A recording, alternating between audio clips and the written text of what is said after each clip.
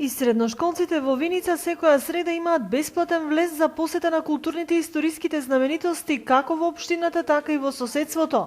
Музеот Теракота денес презентираше дел од содржините на оваа установа во која е заштитен еден значаен дел од археолошкото и историско наследство откриено на дел од виничките локалитети.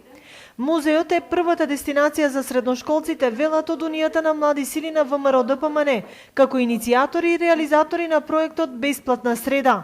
Унијата на млади сили се залага за негување и за почитување на трајните белези на македонската историја и култура.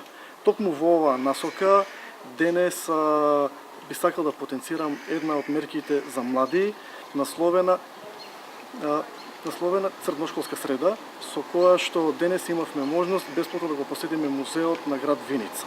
Од Унијата на млади сили во Виница најавуваат континуитет во реализација на проектот. Секоја среда во договор со младите планираме да посетуваме некој од историско или културни знаменитости во Виница. Со овој проект се очекува да се зголеми мобилноста кај младите за негување на културното и историско наследство, како и развивање на свеста за значењето на националната култура и традиција.